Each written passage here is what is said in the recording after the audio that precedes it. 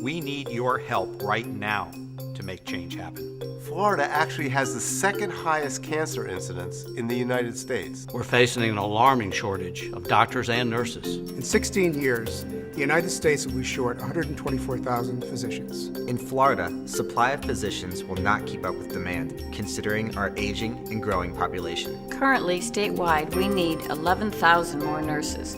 By 2020, that number will grow to 50,000. This is going to affect all of us. Who will provide my medical care in the future? Will I get the care I need in time? We can begin to address this problem, but only with your help. The American Cancer Society's mission to eliminate cancer as a major health problem is threatened. We're facing an alarming shortage of healthcare providers. This shortage will have dire consequences, not just to the future of the fight against cancer, but also to your ability to get care.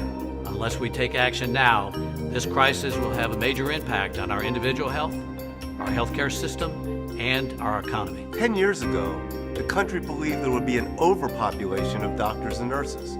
So we cut training slots for healthcare providers. Well, the country was wrong, and we're now facing a critical shortage that affects access to care for all of us, not just cancer patients.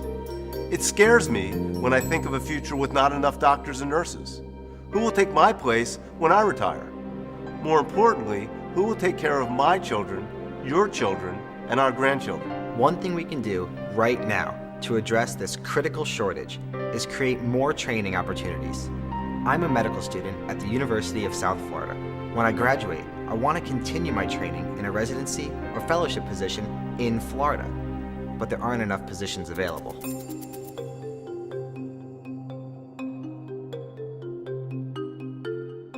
If I could train here, I would stay here to practice.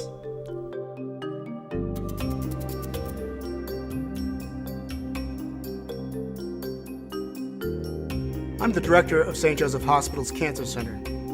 I never thought I would have a problem getting an appointment with a doctor, but even I couldn't get in for months.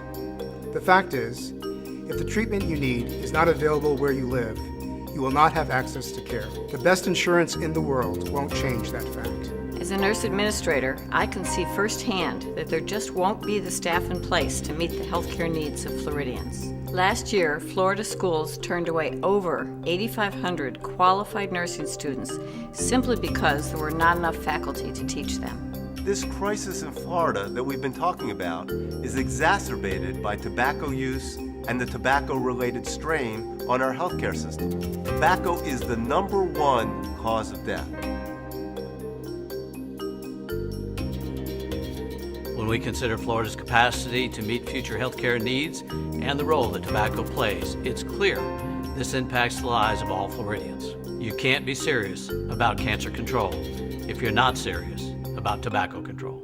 My family's tax dollars pay for smoking-related diseases, and we don't even smoke. Wouldn't that money be better invested to improve health care for all people?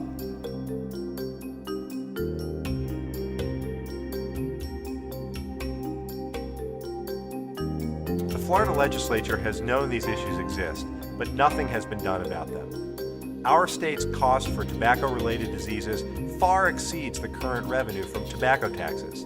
If a business ran this way, it would go bankrupt.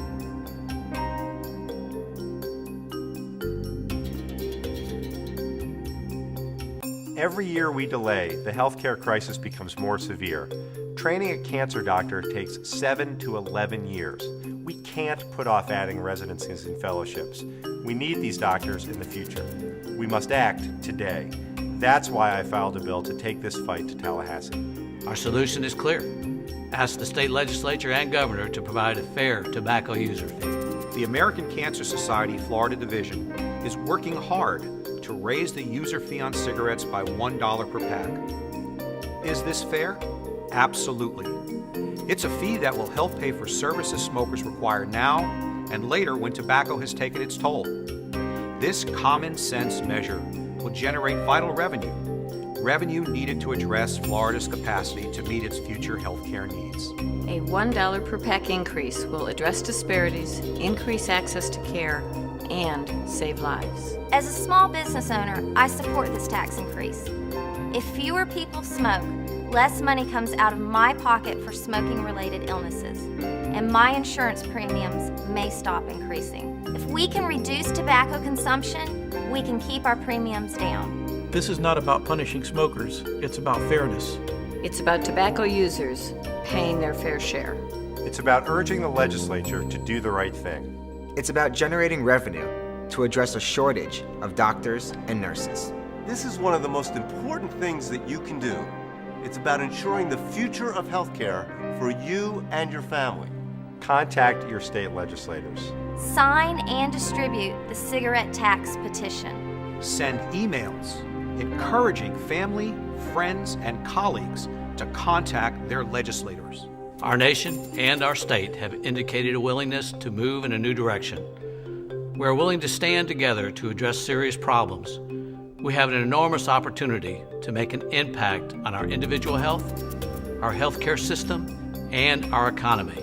It's up to us to make change happen. We must act now.